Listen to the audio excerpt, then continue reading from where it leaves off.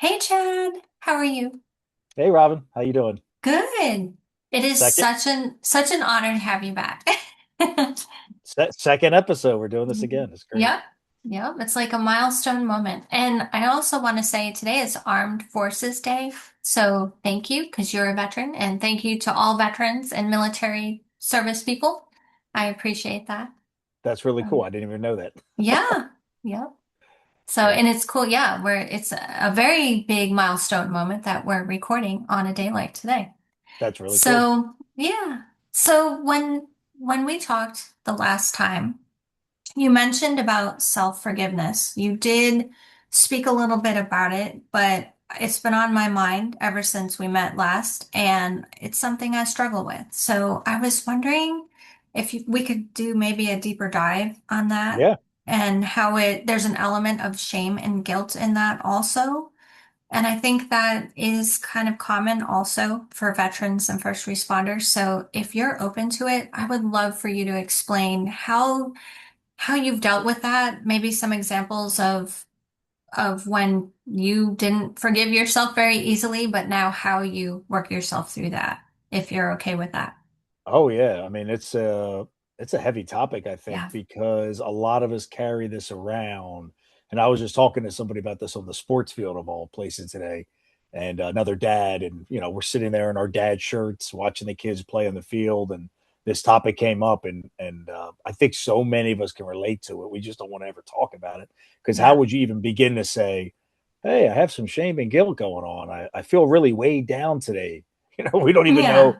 Often we don't even realize it's happened. Like I didn't know I was being burned out. I didn't know I was being weighed down until I started unpacking that stuff. So with self forgiveness, this is one of the areas that's really tricky for me, and I've learned a lot through it. So hopefully, it can help you and others.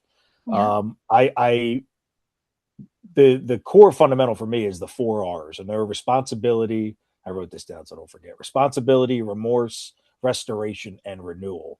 And there's a sequence to that, and that's where the shame and guilt along that process we can mitigate it. I don't know that we ever get rid of it. Of course, I'm not a clinician or anything, but I do think we can really mitigate it and shed that outer skin. There's still maybe things going on inside of us, of course, and we think about we have to deal with, but the ability to move with more momentum in life, to be more lighter on our feet, so to speak, I think is really important. And for me, I had to go through that because I have done things to people that are hurtful. I have said unkind things. I've done selfish things. I think we all have at times, and that's the rub for me. And I'm going to get into the story first, and I'll talk about kind of the process. Sure. When I was going through the height of emotional mental health issues I had to work through a couple years ago, I was extremely, at moments, unkind to my wife. Um, my nervous system was so out of whack. I had so much unhealthy balance of cortisol and adrenaline. My mood regulation was off. I was probably battling a little depression, just feeling temporary, seasonal. That what I'm going through. Like, wow, what a horrible person I am. And when you become aware to those things, and that's really the core for me of having to unpack that, because when you say, especially for me, words have power. And then I look back at the unkind things I said in those moments that some wasn't even true, Robin. Like Mm. I was so broken and so in pain. I was just vomit of the mouth saying things that were hurtful, sometimes not true.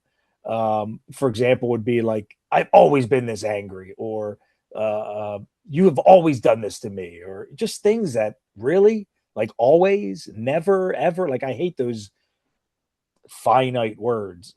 And Yeah. because what happens on the other side is that person internalizes the words you said and they get confused. They have a lack of clarity.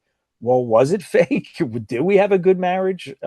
And those doubts, when they creep in your head, I don't know for you or anybody else, but Oh those are yeah. really challenging to overcome and get through. Yeah. Yeah. So that was it. It's just going through the four R's. And I've learned that it's easier to forgive others, much easier to forgive others than it is ourselves. Somebody could do something unkind, and you're like, oh, don't worry about it, man, or don't worry about it, sis. It's all good. But then with ourselves, we are just the biggest critics. So Mhm. um, before I get into it, did you want to talk about anything? I just don't want to dominate No, the please. conversation. I'm looking forward to what you're going to say. Okay. So responsibility, that's the first R, acknowledging the mistakes we made. Mm. I think it's really important to sit by ourselves and say, I'm not perfect. And this is where affirmations come in. I have done great things. I have done bad things. There are lessons in there that must be brought to the surface and must be learned and then applied. Otherwise, we can't forgive ourselves, because I think part of forgiveness is resilience, it's perseverance, it's looking ourselves in the mirror that we are on the climb, we are on the mountain top, or we're on the mountains trying to scale to the top. And that in and of itself can be very empowering, as opposed to saying, I've done these bad things, there's no coming back from it. What a horrible person I am. Why did I do that? That's not me. All those things prevent us from just navigating the mountain and climbing up. So acknowledging the mistakes. Hey, I did this. I said unkind words to somebody that I didn't even mean. And I saw the emotional reaction that affected them. And in that moment, I was not a good version of myself. Fact. Accept it. Doesn't mean you're a bad person. And this is where the affirmations come in. Really being positive and self-loving yourself. I don't believe we can forgive ourselves unless we have love for ourselves. I think Yes. there's a correlation to that. And I think that when we don't love ourselves, that's when we can hurt people even more. And sometimes we're not aware of it. Sometimes we are, and sometimes we're not. And what's helped me a lot is avoiding the polar, the poles. I'm a horrible person. I've done horrible things, or it wasn't really that big of a deal. I don't think they really were that mad about it, or could it have been that? Like that gives us an excuse, and the other one takes our way, our ability to overcome, because we're so far on the other side of things. So I think living in the middle and just acknowledging I have done unkind, I have said unkind things, I have hurt somebody in that moment, if I'm being honest, because I was struggling, Mhm. and I'm going to come back from this. So some of that's resilience, later in the process. The second one, and this is the hardest one for me, is remorse. That guilt and shame, because when we start to fester or think about, oh, I did do that. Wow. Oh my God, I did that. That's when that guilt and shame just weighs us down. And it's so subtle and it's so consistent that if we're Mhm. not intentional, and we're not intentionally putting up a shield and grabbing his sword and fighting back, that just shrinks who we are. And it shows up in so many ways. We become more stressed out, more depressed, we have more despair, more hopelessness in our lives, which further makes us difficult in forming better relationships with people, which I also believe further stifles our professional success. Like it all plays a role on it. And that guilt and shame has to be dealt with. Yeah. And getting back to the first section, we have to put it in its proper context, and we have to understand why it happened. And we just have to live in the emotion of it. That's the other part that I think we just spend so much time avoiding, is the ugly emotions of resilience, the ugly emotions of perseverance. We always say to ourselves generally, like, yeah, I'm resilient, or I overcame this. But I believe to truly overcome something and to live in that area of high level resilience, you have to be emotionally in control. And to be emotionally in control, we have to navigate the pitfalls of emotions. I've experienced the highs, I've done amazing things, and I've experienced the lows, and I've done things that are not good, whether somebody found out about it, or I did it to somebody else, or whether I'm the only one who knows about it. And that's reality. That's living a full life, I think. It doesn't mean we're bad people, but we can do bad things. How do you reconcile that other than just living in that space and owning it and being accountable to it? I think actually, Robin, that's the section, that second part of remorse, where the lessons start to come to the surface. It's like, because nobody wants to live in that remorse, nobody wants to live in that despair where the guilt and shame carries us each day. Mhm. So eventually, I think we get to a point where, like, I don't want to feel this anymore, and then we Yeah. start to find these lessons, almost desperate. Like, at least my way was like, I don't want to feel this. And I remember praying, like, God, Yeah. like, Show me the lessons. I get it. You're humbling me right now. I don't know what's going on. I'm trying to learn and listen. I used to be like full of vigor and enthusiasm and beating my chest and probably a little bit of a chip on my shoulder. And then I'm shrinking to hiding out in my basement, just trying to figure out who I am and Yep. what man is showing up today. And Yeah.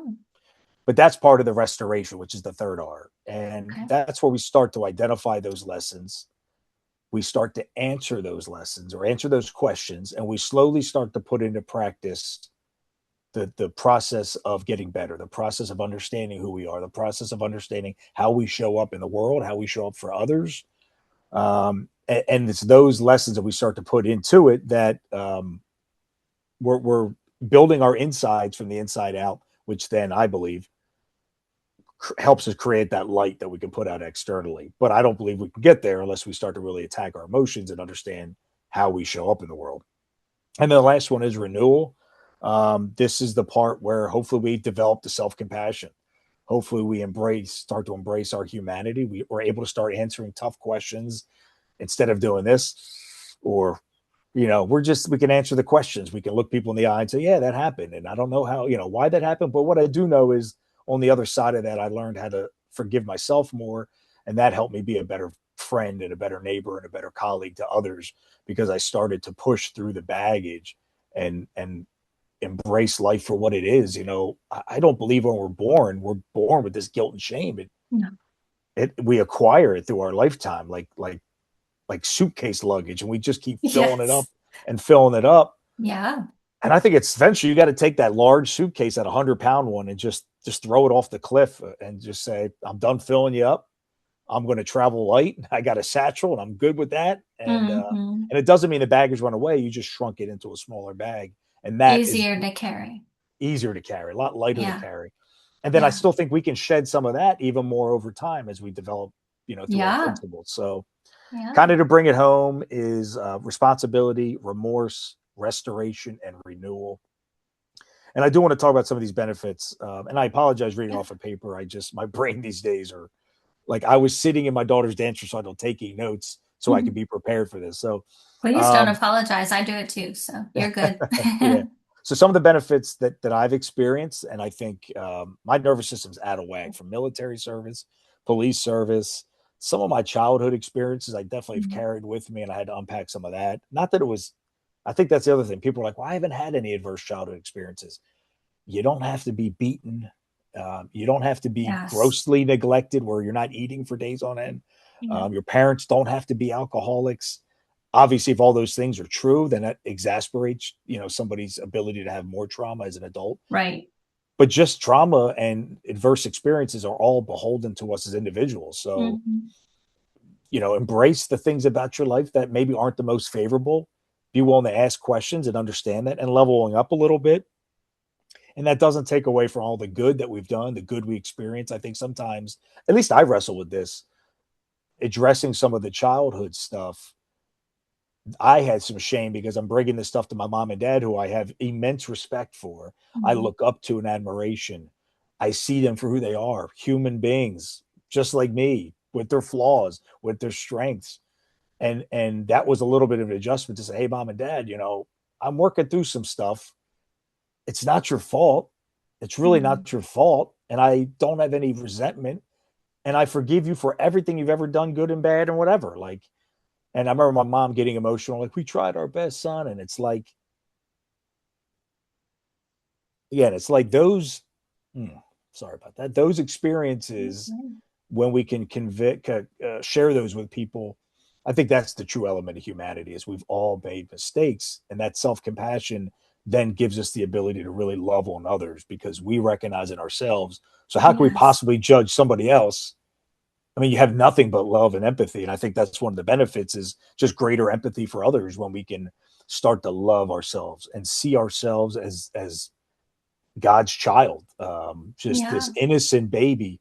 I was talking about this at work. Sorry, let me get to this list and then I'll go to transition.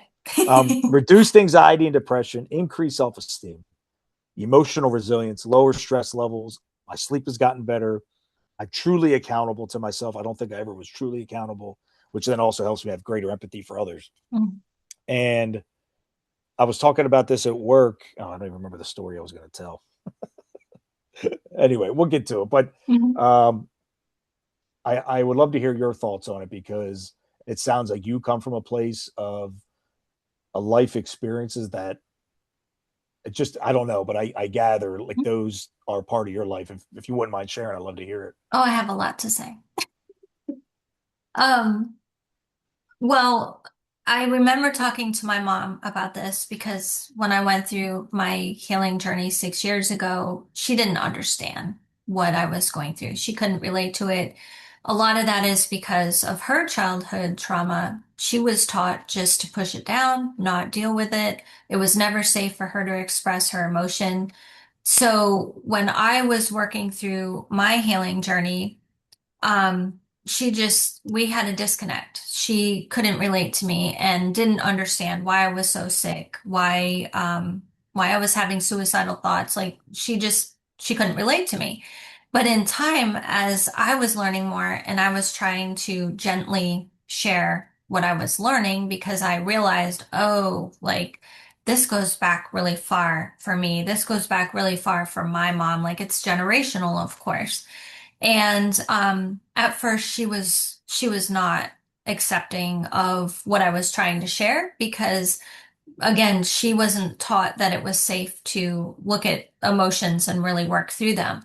But now, 6 years into this, plus I'm a health coach, and I always get upset because with my husband and my mom, they're like the hardest clients I ever have to coach because they resist my help sometimes. It's so frustrating. But now my mom is coming around to it, and she's like, oh, wait a minute. Things that happened in her childhood were not good. And she definitely protected me as I was growing up. My dad misused alcohol. I do want to say my dad he's no longer living, but he was not a bad dad. He's not a bad person. He had his own emotional things that he wasn't dealing with. I don't want to excuse his behavior when he was drinking. He made some really bad choices and he was not a good dad at the first point in my life, the first 5 or 6 years. I just don't think he wanted the responsibility. He didn't want to be a dad. But my mom's first priority was me because she now tells me she's like, she was in such a bad environment when she was growing up. And then she kind of jumped from the frying pan into the fire with my dad. And she thought she was getting out of a bad environment, but walked right into another one. But now she has that awareness. And now she is gently working on it in her own way. I mean, I'm not forceful. I don't, everyone has to go through their own healing journey, as you know. And what worked for me may not work for her. But it is nice that now we can talk about things because I don't remember the first 5 or 6 years of my life because I was in survival mode from when I was born, pretty much. And I had developmental trauma from that. So she's had to fill in some of the blanks for me. And I think I just absorbed a lot of the stress and trauma from the environment I grew up in. And I blamed myself for my parents getting divorced because I didn't understand what was really at play. I didn't know. Hmm. So that dynamic definitely has gotten better, and I'm thankful that through my journey, it has helped my mom kind of enlighten to what she went through and why her nervous system sometimes is out of balance. That's the way I was taught about this, and this is the way I teach as a coach. Our nervous systems, we get out of balance.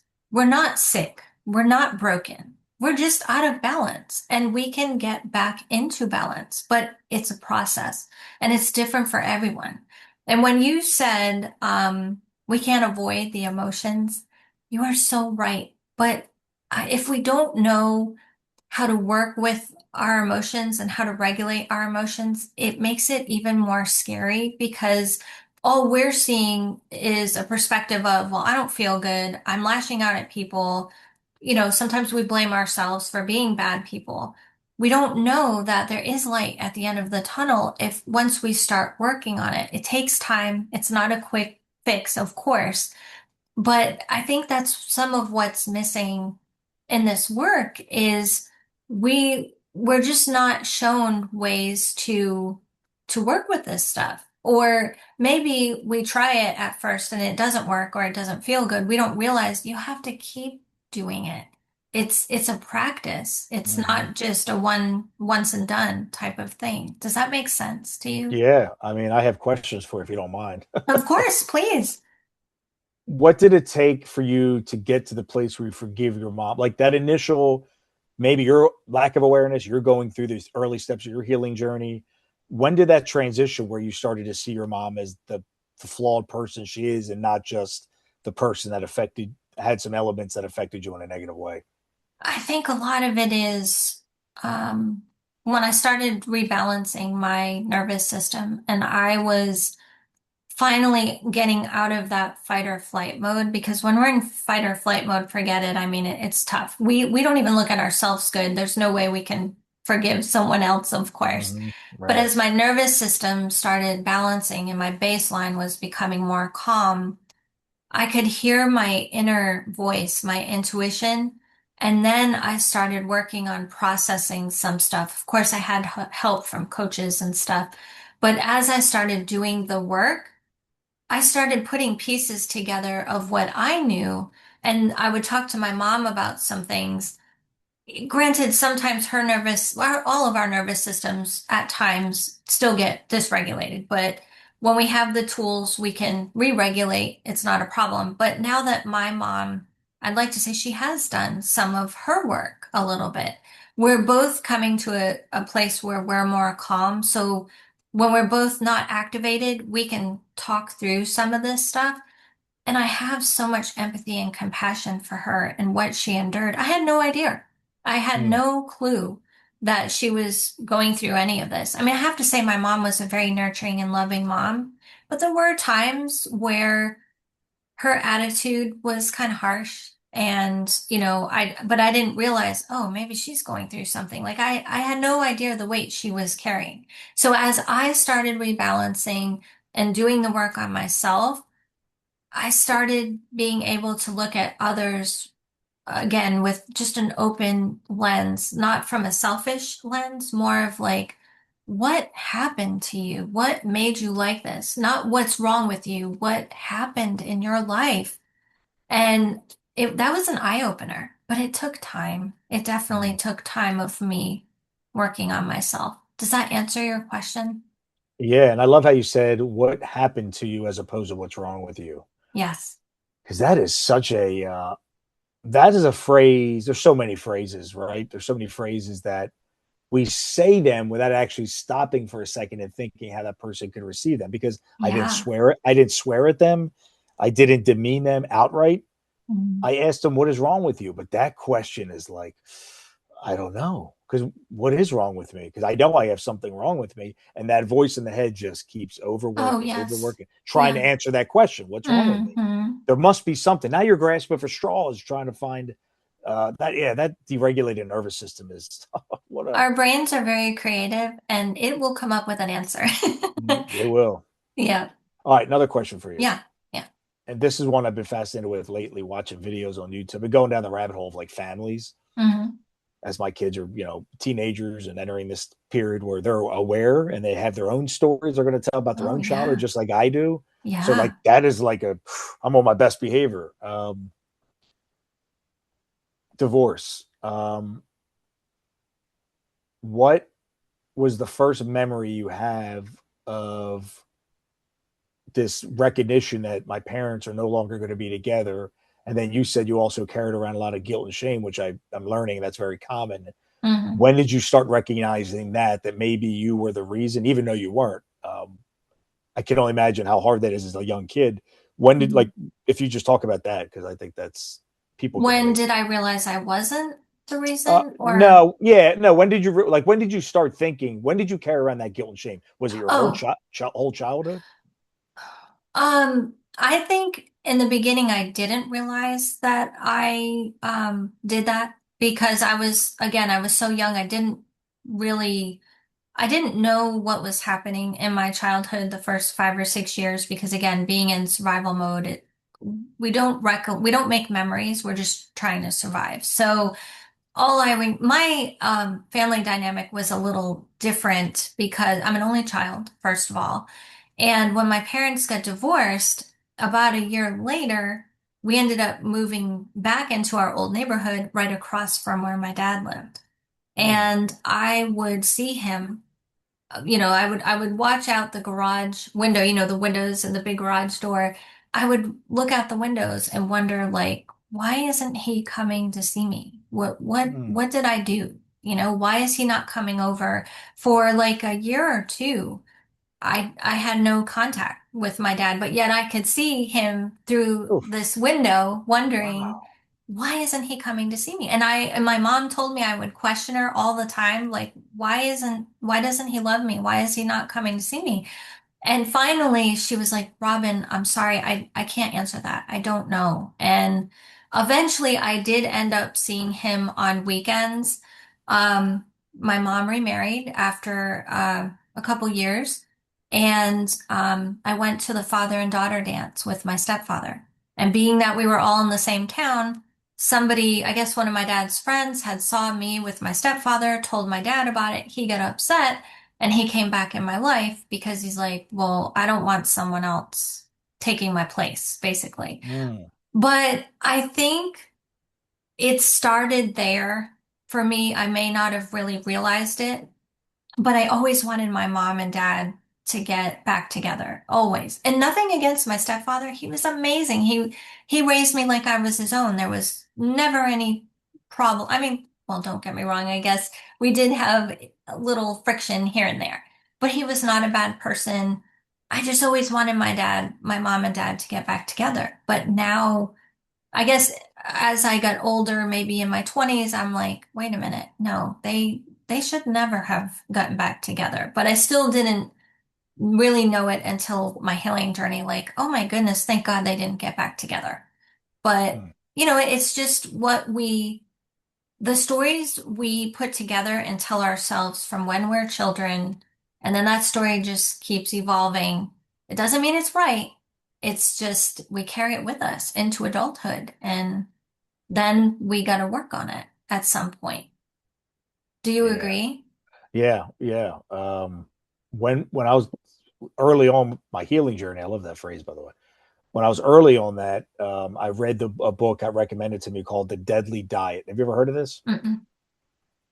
So it was a book written, I don't know, maybe the 80s, 70s or 80s. It was geared towards people with eating disorders.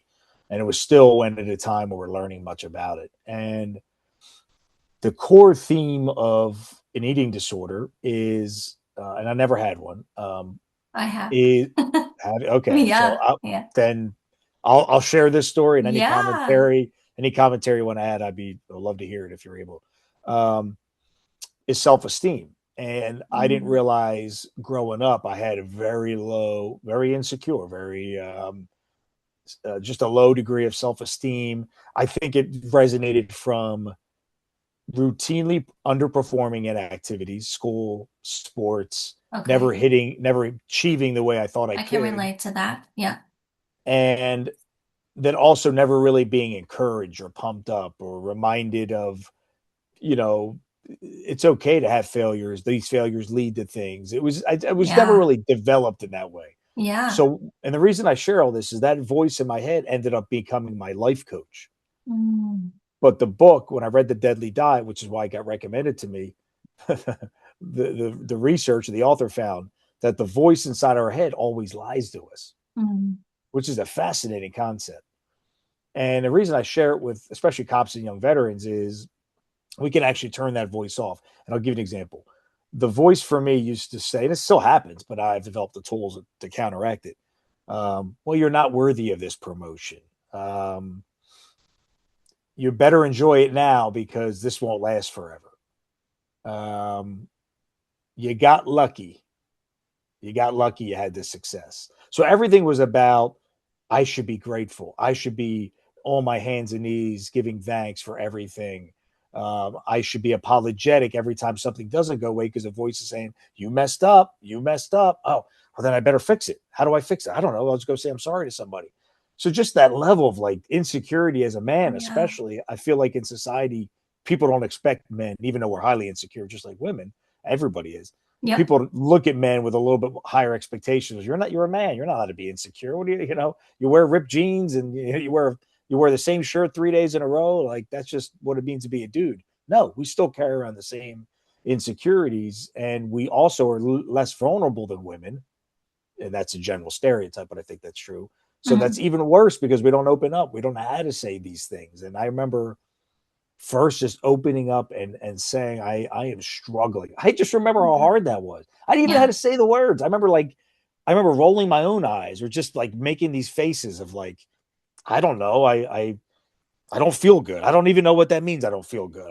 There's something wrong Yeah. with me inside. Yeah. Like I didn't. You don't Yeah. even know how to say those things. So to come to a place now where we freely talk about it, just like we're talking about the weather, is Yes. that's a pretty cool 6 year journey. Yes. Mhm. Yeah. I mean, that there is so much healing that can happen in a conversation like that. And when you talk about that, it's so insightful because I wish my dad would have said that to my mom. Like, hey, I'm not feeling good. Like, something's not right. I'm drinking a lot. Like, if he would have had that inner awareness, a lot could have changed. And, maybe they wouldn't have gotten divorced. My mom is a very understanding person. She would have said, okay, let's get you some help. What do you feel you need? Like, but back then, our parents they didn't talk about this stuff. They just Mhm. pushed it down and went about their day. And it just happened that way it's generational trauma in a sense. Not For every sure. family has it, but when you do, it's really tough. And the children, I think back when we were kids, doctors didn't think that kids were affected by trauma. You For know, sure. my mom took me to my pediatrician and said, "Hey, I just went through a divorce. I want to make sure Robin's okay." Well, of course, on the surface, I appeared okay. And the doctor was like, well, I can tell you she's more relaxed than the last time I saw her. So my mom's thinking, oh, great, everything's fine with Robin. Well, we didn't know that my Mm. brain had withstood developmental trauma. I mean, that's a whole other conversation, but you can't tell because on the outside we look good, but on the inside we're struggling and Mm. things aren't right. Our nervous systems are dysregulated. It's hard to test for that. You can't tell. Even with a blood test, you just really can't tell. So, Yeah. You know what's frustrating about that? And I don't know if it's intentional or it's just we lacked competency. Maybe I should say we lacked competency because that's less negative. But if you grew up in the 70s, 80s, or 90s, you were it was just the way it was. You projected everything is okay. yeah, Everything yeah. was indoors. You didn't know gossip, neighborhood gossip. Nobody talked about it. You would see your neighbor Hmm. at the mailbox. You could sit drink an hour's worth of coffee with your neighbor, but it was never getting into the weeds. Yes. And everything stayed inside. I remember my parents getting an argument. And they're like outside on the porch, scuffling inside to close the door and Hmm. continue the argument. That's just how it was.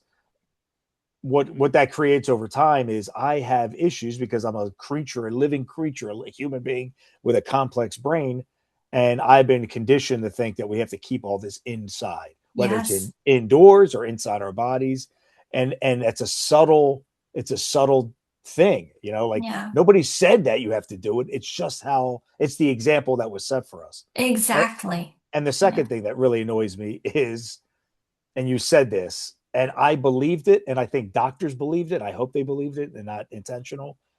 Kids are resilient. Kids bounce back. Yeah. We literally lie. That's a lie. Yeah. And I don't mean they don't bounce back, but this thing is still developing. Your first 5 years are like the most critical part of your life. I mean, Yes. you come from a group of cells to 5 years old. You're drawing pictures in kindergarten. That Yes. process is so significant to development. Hmm. And so don't tell me kids are resilient, kids are malleable, kids Right. kids bounce back.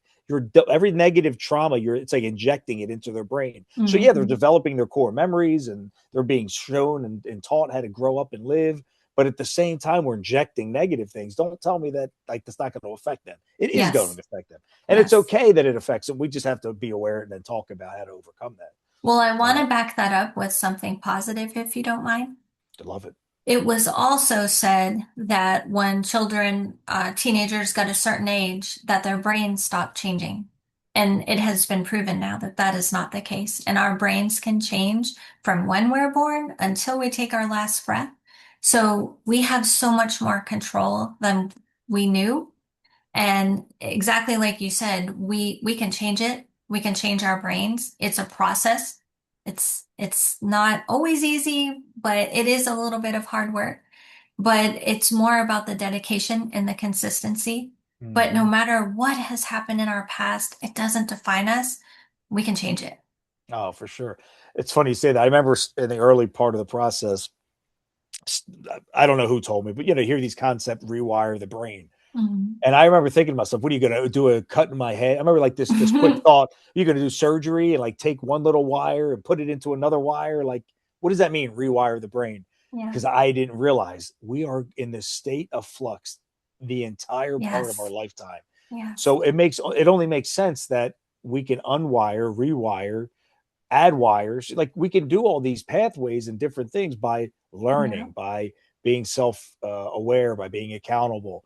Then it's just a matter of finding the tools, finding the resources, and then putting them into practice every day, like you said. And Yeah. that consistency is so important. And I would push back a little bit with you that I think it's really hard work.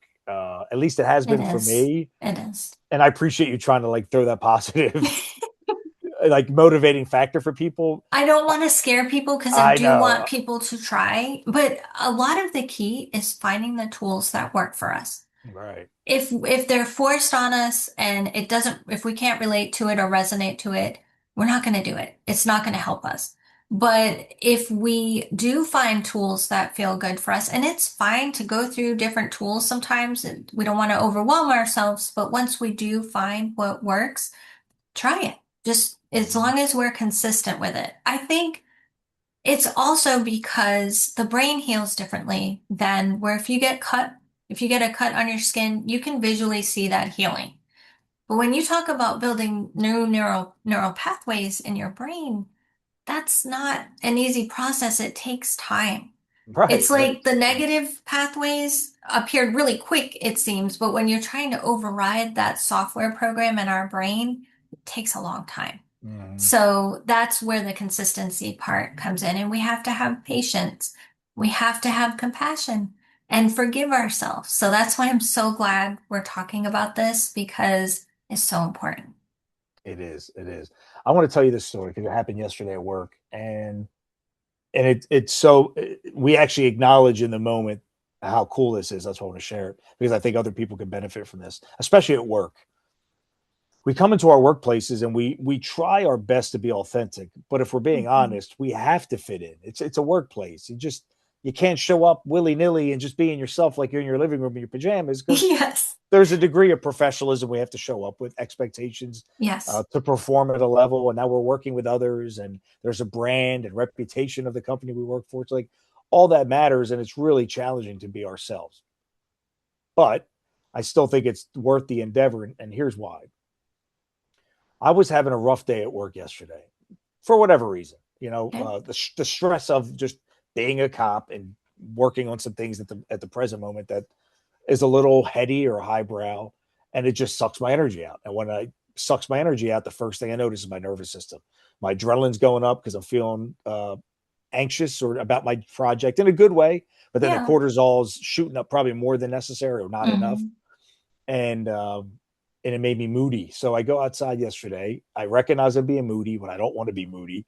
I didn't say anything to anybody. I didn't do anything to anybody. So like I'm able to catch these things before it happens, which is great. That's good. And I That's sit outside. growth. Yeah. It's growth. Thank you. Yeah. And I sat in the sunshine at the picnic table by myself. I'm looking up at the sun. I'm doing some mild breathing exercise. I mean, nothing crazy, but I'm being Hmm. intentional with it. Good. And my one of my colleagues comes out from investigations, and he's standing there taking his own break. And we're not really talking, kind of talking.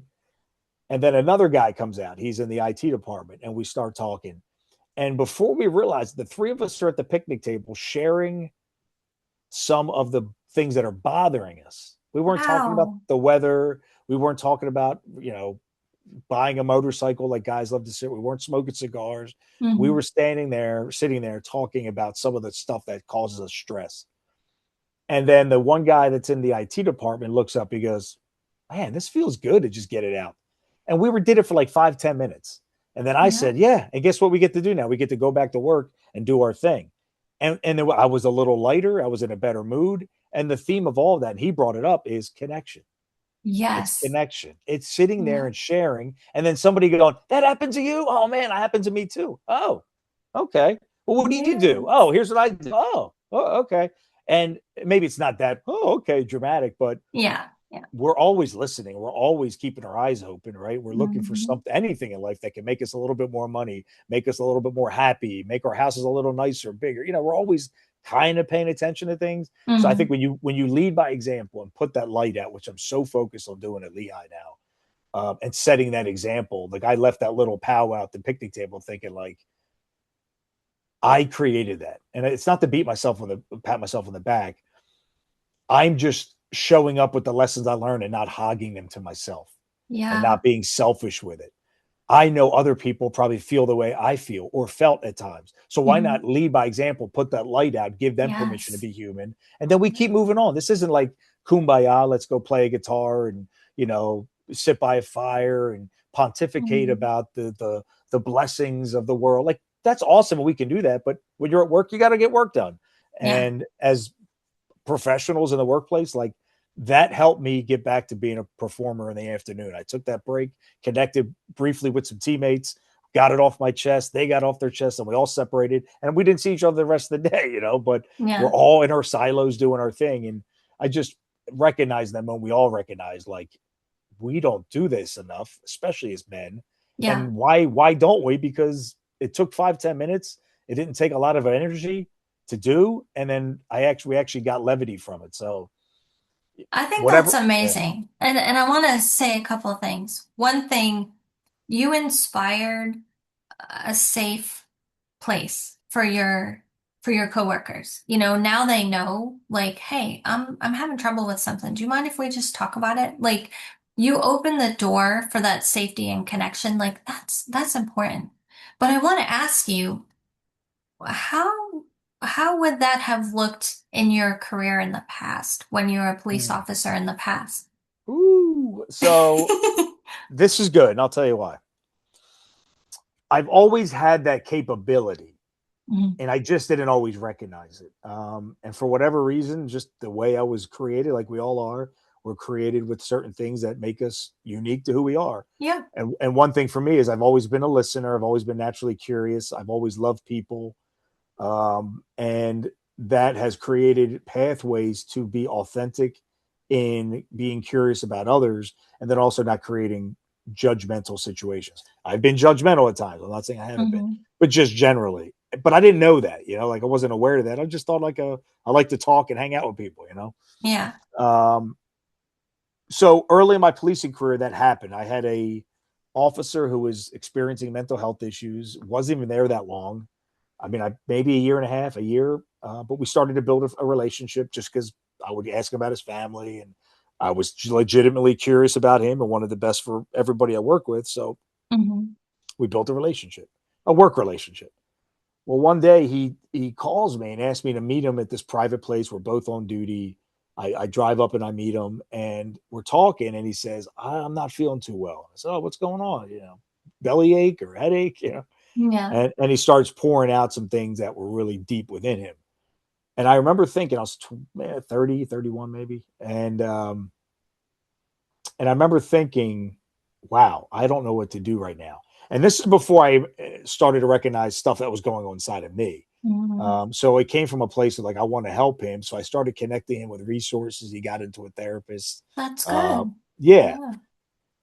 The reason I'm saying that is I didn't know that's a strength of mine. You know what I'm saying? I just was being helpful. And I think as Yeah. I've got in the healing journey, so to answer your question, it showed up in my previous experience, but I wasn't intentional with it. And I think if I was more intentional with it, if I was self-aware that I had this capability to really care about people and help them and connect them to resources while protecting my own peace, I think it would have been met with more authenticity, if that makes sense. So Hmm. I think there were people that didn't really always believe it was authentic or thought there was an agenda or didn't understand it because most people aren't like that in that line of work. So there's a lot of factors that Yeah. created probably a lack of like uncertainty. So no matter how much I tried with some people, you could just never crack through it. I think I just own my stuff. Like as I become more intentional and self-aware and more humble about it, that has created now at Lehigh University PD just so many opportunities to be a glue guy. And I've been saying this a lot.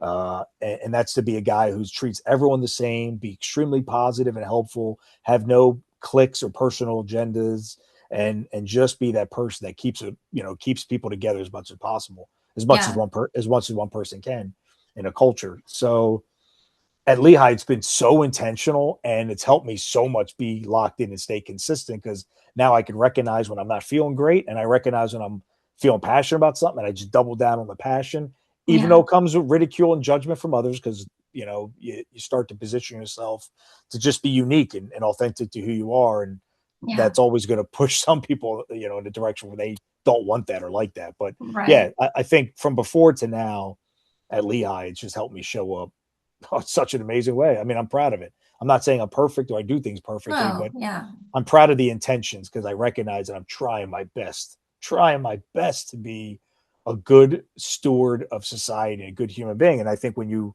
are just trying your best and you accept that and you're proud of yourself and you self love and you forgive Hmm. yourself, like we're talking about all from the beginning, you're just able to see yourself for who you are and have pride in that and love yourself. And I think a lot of people make excuses for the things they do good, and I used to do that.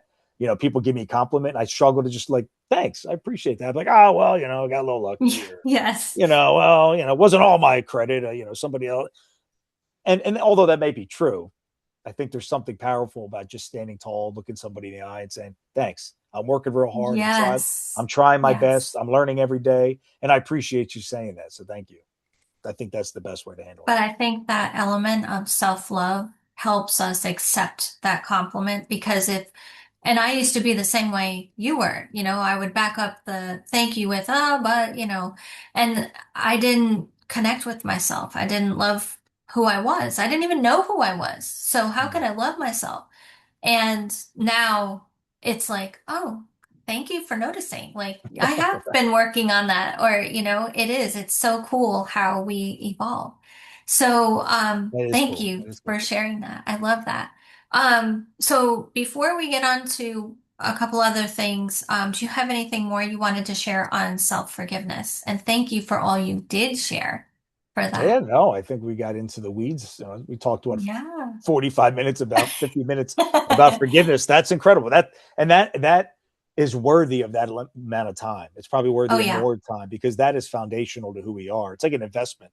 Yeah. So talking about something for 50 minutes, we're now investing into ourselves and others for the future, and it's worth it Yeah. because we have to forgive ourselves. We have to love ourselves, and if the goal is to live a joyful life and live a life of peace, which I can't imagine anybody wouldn't want that, it's mandatory to find these tools to learn how to forgive and love ourselves. Yeah. We're never going to get true happiness, I don't think, if we're carrying so much shame and guilt that it's just weighing us down from even reaching the finish line. So I that's where agree. I'm at. Well, since we talked last, you are back in a police department. You don't have to be specific with where, anything like that, but do you want to talk about your new position and what does leadership look like for you now in this new role? Ooh, all right. So I enjoy talking about this too, Robin, because I know you I do. think about this a lot and Yeah, nobody ever really asked me about it. So nobody ever asked because, it's not their job to be like, hey, tell me about your journey from this, like most people. yeah, They got their own life, right? Everyone's got their yeah, own story. yeah. Um, I am loving it. I'm loving it and I see it for what it was. And I will say, when I left my police department, my municipal police department, Mhm. Lansdale Police Department in Montgomery County, PA, the same county I grew up in, I love that PD. I love everything. It helped me. I got 2 degrees there. All three of my kids were born there. Amazing experiences there. But the Mhm. last 18 months was really, really hard for me. And then when I left, I did not leave on the terms that I wanted to leave on. I literally tucked my tail, I grabbed my ball, and I went home. Mhm. I don't say this with arrogance. I just say it for fact. And reason I say this because I need to say the next thing after that. I was the most decorated officer by far in that department. Mhm. And I left there alone, isolated. Very few people have reached out to me or stayed in touch, which I learned is very common in police retirements, probably a lot of retirements. Yeah. Um, and I had so much resentment for the profession. I had so much resentment for everybody in the profession. Yeah. So much so in my private circles, I would say, F the police, F them. They're all fake. They're all phony. You know why? Because I know I'm not phony and I'm the one who had to leave. So why would a real person have to leave? I can tell you, they're all phony. They're all fake. They want to play cop, but they don't want to be cop. Like I had Hmm. so much resentment. Yeah. And the fundamental of the shame and the guilt was I didn't forgive myself. I didn't forgive myself for at the last 18 months showing up in a way that was not typical for me. And I self sabotaged. I couldn't believe that just my emotional reaction to things, even though what the things others did to me, namely one person, that was absolutely true. And that didn't change that was going on. Yeah. But I let it destroy me. I let it take me down. And then because Hmm. I let it take me down and I lost things in the process, I lost my ability to be a cop. I lost my earnings that I was making as a cop. I lost the respect that comes with being a cop. I lost it all. And I blame that on that job, that profession, all Hmm. of them. Look what you did to me. You destroyed me. I wasn't taking ownership for it. So all of those lessons I have now learned to and overcame. And what I learned through all that, Robin, is I love policing. Hmm. And that is the core of why I struggled, is I didn't understand how much I loved it. And when Yeah. I if I would have just realized I love it, then I would have went back to it somewhere else somehow. But I told myself so much that I hate it and that I hate everyone in it. And look what you did. I was showing up every day with my head down, wanting to do good work for others. And now look where I'm at. That Yeah. was your fault. I could have still been there doing that for the people, but you ruined it for me.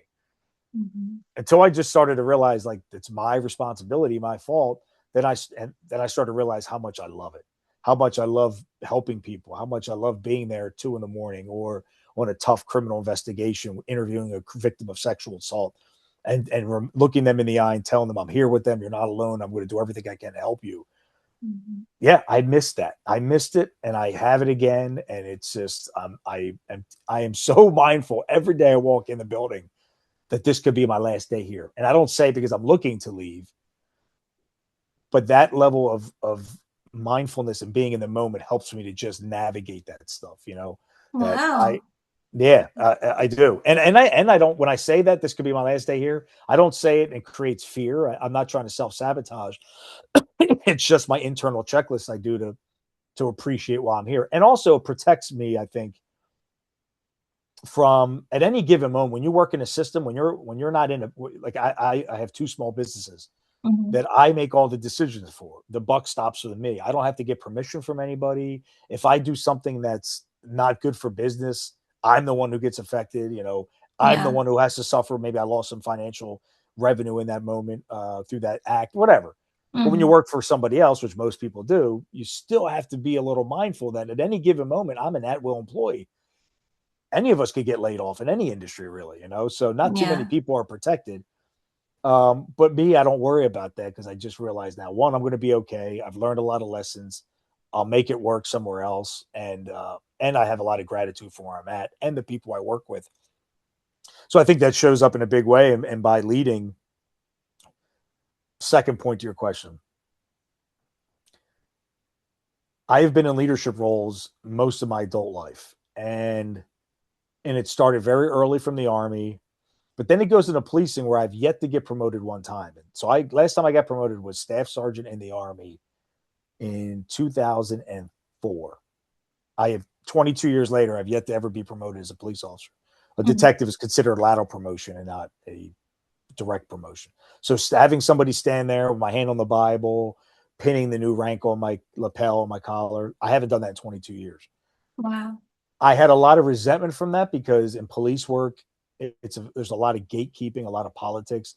I need someone to give me a chance to prove I could be a leader in the police world, and then I believe I would keep advancing. But if you don't get that first promotion, it's really tough, and there Hmm. are gatekeepers. It's just what it is. But I also take ownership that maybe this was the path all along. That I still can lead, and that was the lesson I needed to learn.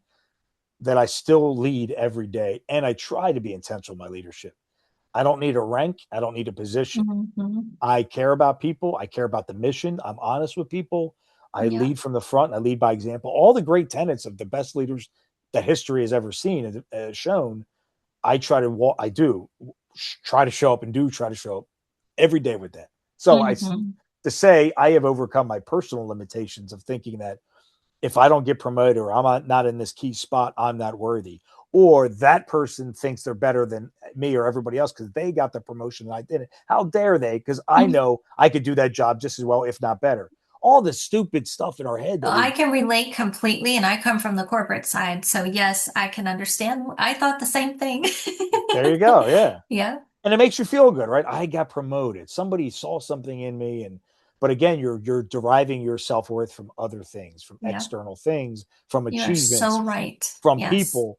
So my self-worth was tied to all these benchmarks. And then I get Yeah. sad and down on myself and have shame and guilt and lack of self-love and Hmm. a lack of forgiveness if I didn't get promoted. Yeah. So all that to say is it's not that I don't want to get promoted and it's not that I don't want to be in those formal positions, but it doesn't change the fact that every day I get to lead, I get to set an example for others. And that on Monday I hit my year anniversary at Lehigh University PD, Yes. Yeah.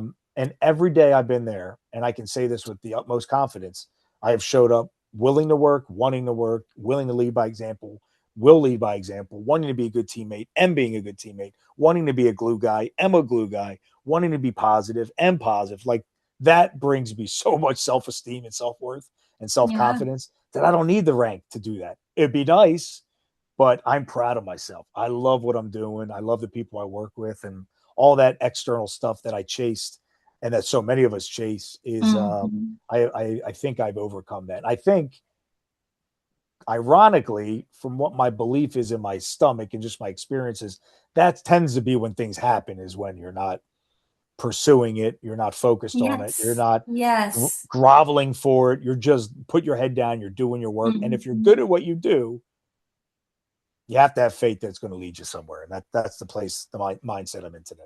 I love that. I think that's amazing. I just want to say one point about what you were talking about with in the corporate job that I'm in, my full-time job. I will say it's a great company, but sometimes they didn't promote from within for the right reasons.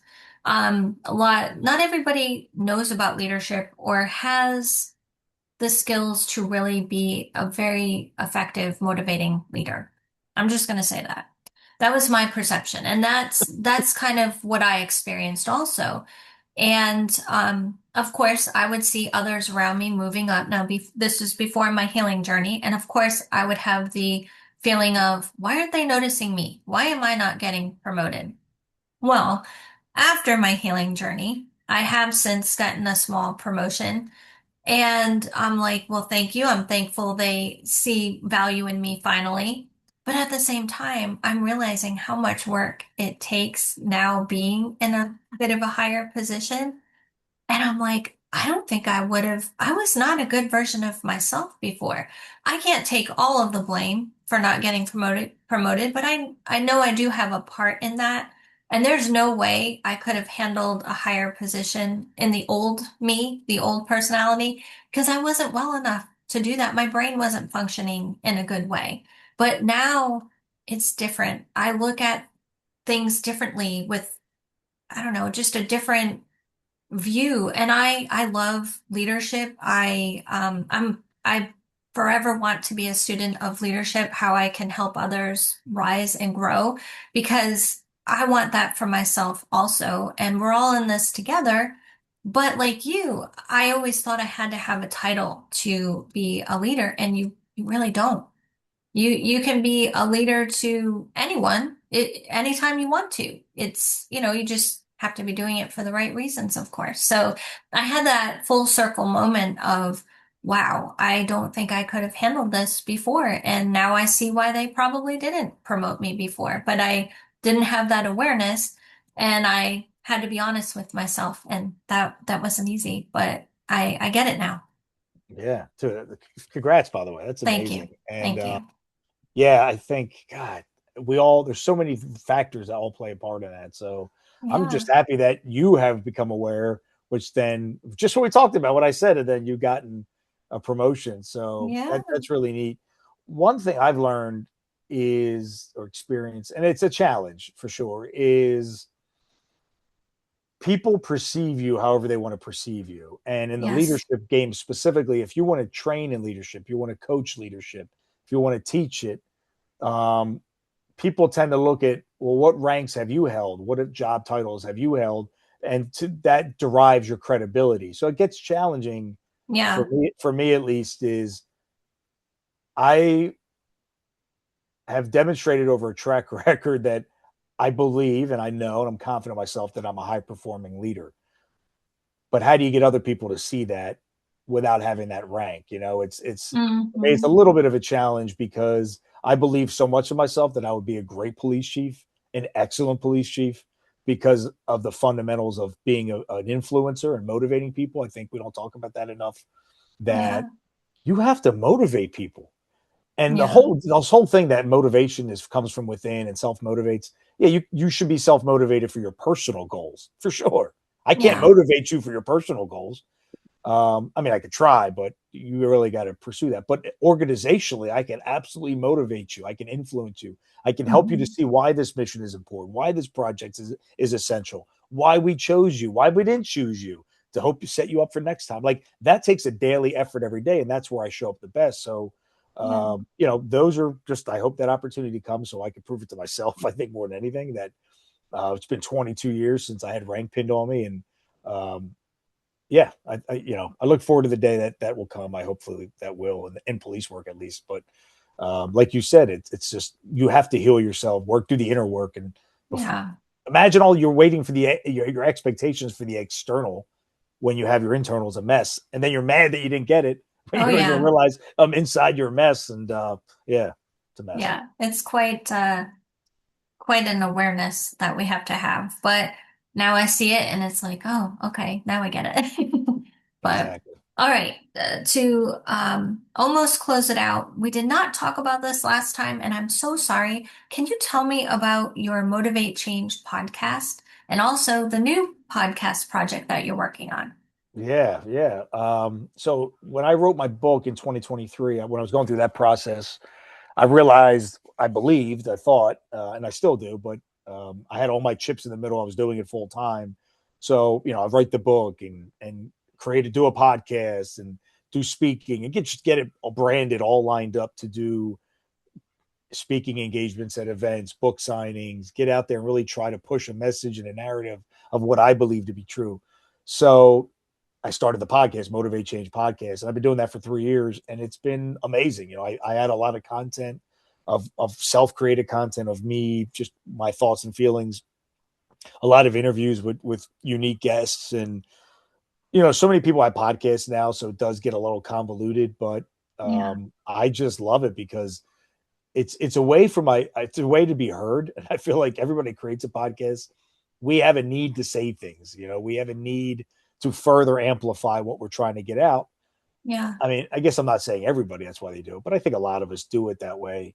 And so it's been great to say, like, I have a voice and nobody can tell me no, so, yeah. um, and that's been great. And I love podcasting, like you, just sitting down with somebody, just learning so much about them. It Hmm. just helps me. I find it interesting. I watch a lot of podcasts on YouTube just because I find the whole the model, and the media form interesting. Yeah, Um, so in doing that, when I got to Lehigh, I work now in a place for a chief and just generally for an organization that encourages, individuality, encourages uniqueness, encourages go chase passions. This is a place of higher education. Of course, we don't want to stifle anybody. And I approached my chief, late last year, and I said, I want to start a podcast through campus safety, Lehigh University campus safety. I want to have interesting guests on campus on the show. I want to do it live in studio. I'd like to see if we can get a producer from the university. Like I had an idea of doing it wow. from my Yeah, other podcasts. And Motivate Change is the third one I kind of did and got off the ground and started. So like I learned a lot. And he was like, let's do it. So now we have a studio. It's called Labs Unleashed Podcast, and it's like a double entendre. We have three dogs, three Labrador retrievers.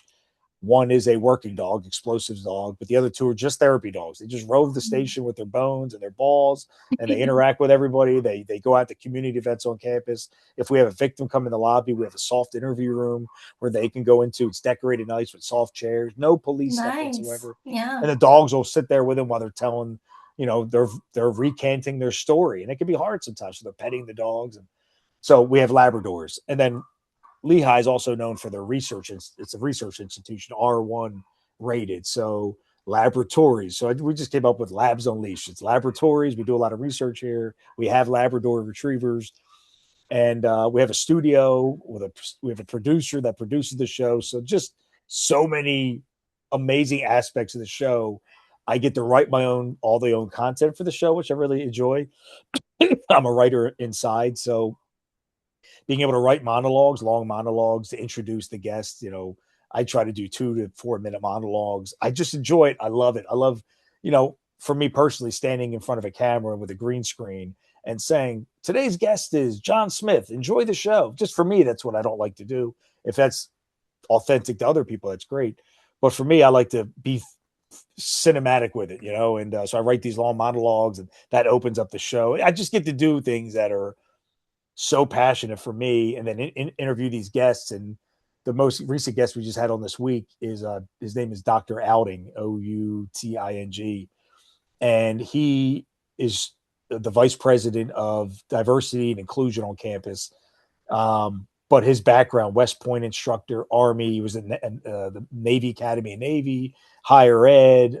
He's got this bourbon connoisseur stuff on the side. He's got Wow. a PhD. He is so interesting, Hmm. and we spoke for over an hour. And at the end, I mean, he's a great communicator. And at the end, we're taking off our mics, and I say, "Hey, thanks for coming on." He goes, "You really create like just relaxing conversation, engaging conversation.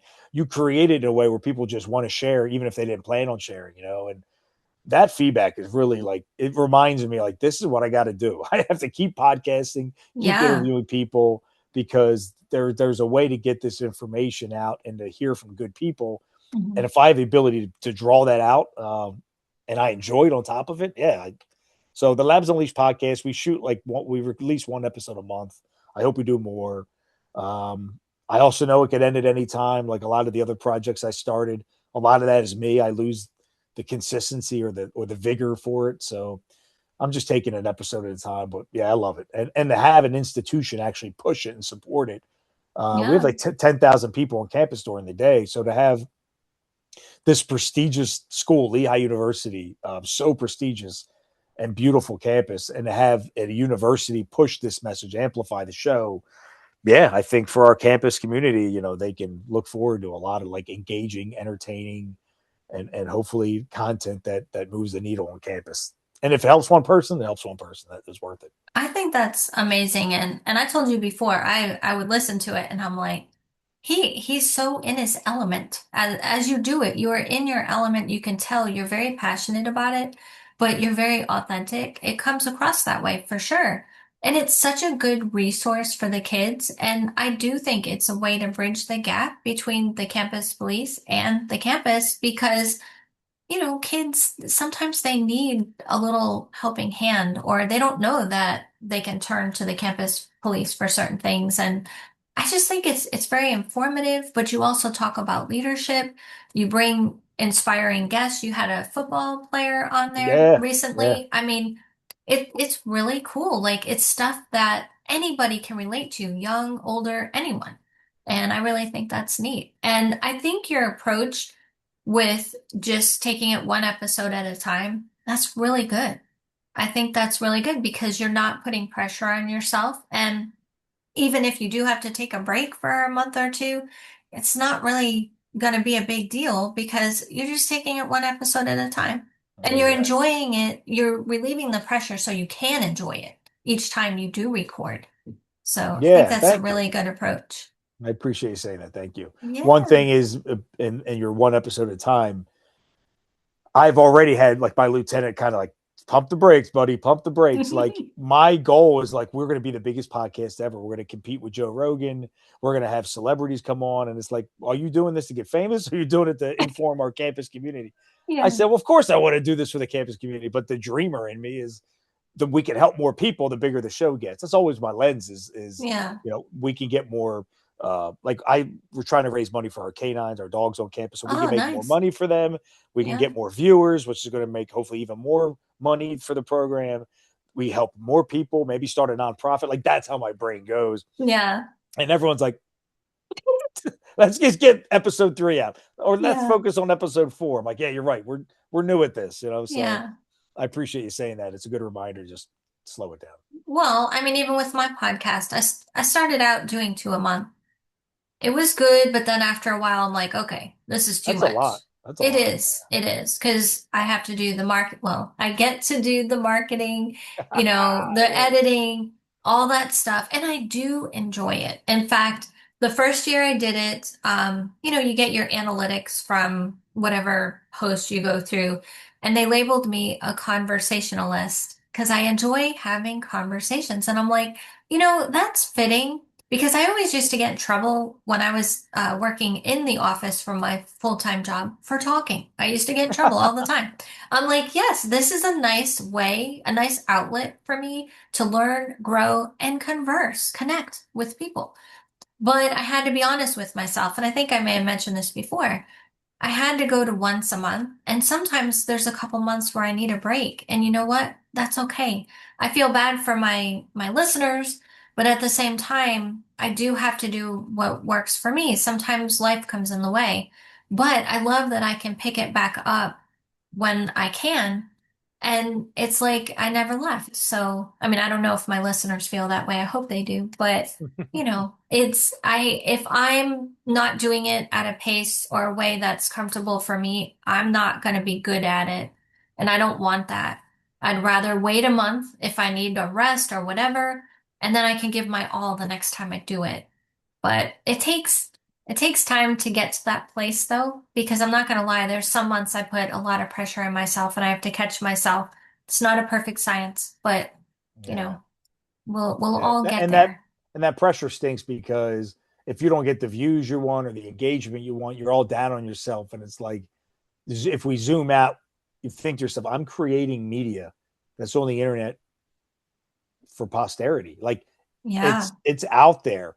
I did that. I created something, and that hopefully should mitigate some of the poor self worth moments where like I got 2 views on a video that I spent hours upon hours on, and I it's just know.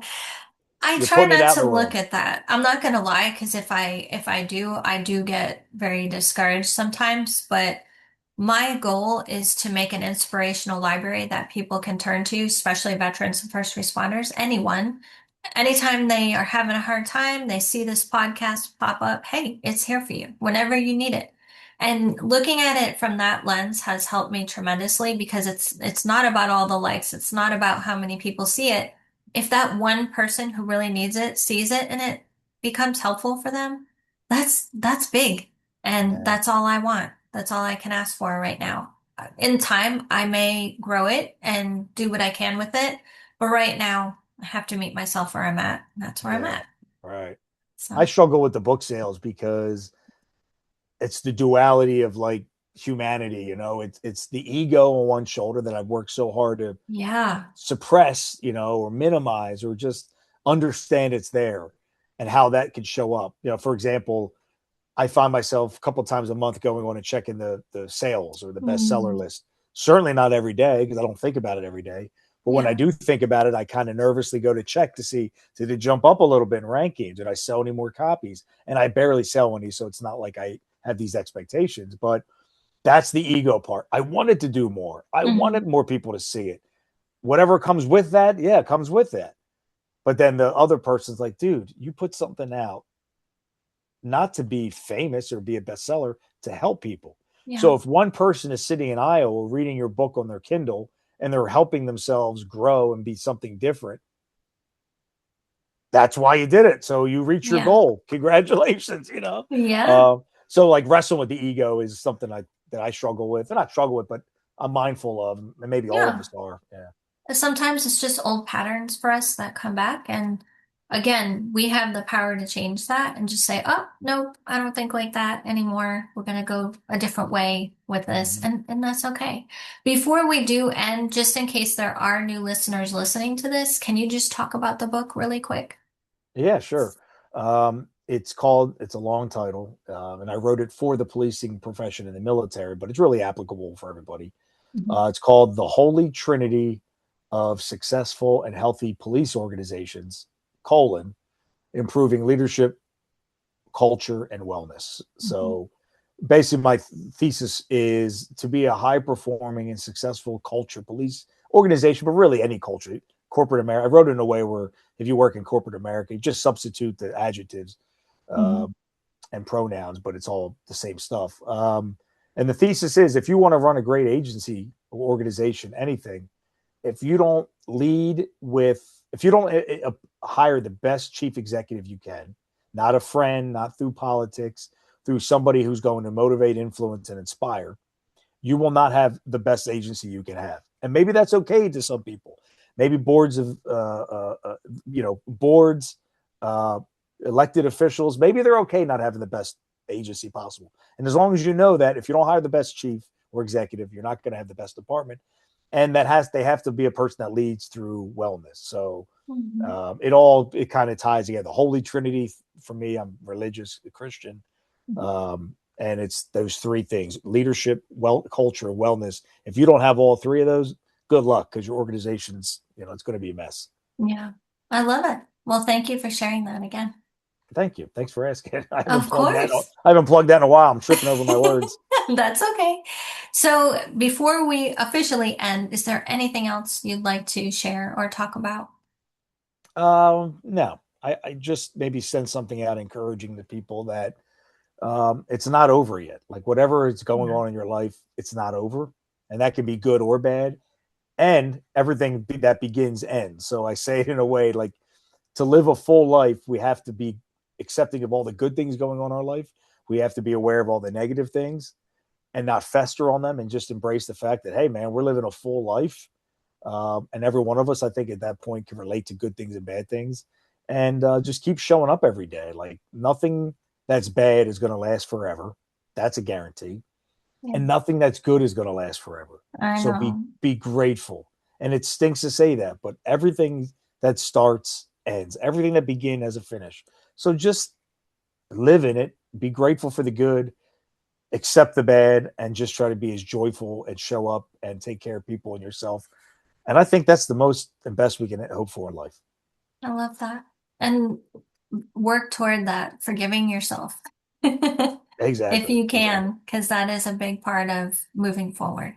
Life's not about money. We just keep making it that way. And it seems like every year Yeah. the calendar turns, everything's about finances and money. And I'm not saying money's not important to live off of, but I don't think if you're chasing the dollar, in the end, you're going to be as happy as if you had a little tighter cash, but you're doing the things and you're healing that makes you you. I would argue that. I think you're going to be, in the long run, you'll be happier that way. Yeah, I like it. All right, Chad, thank you so much for all you shared. I appreciate it. Keep doing you, Robin. Keep doing you. Thank you. I will. Bye bye. Bye.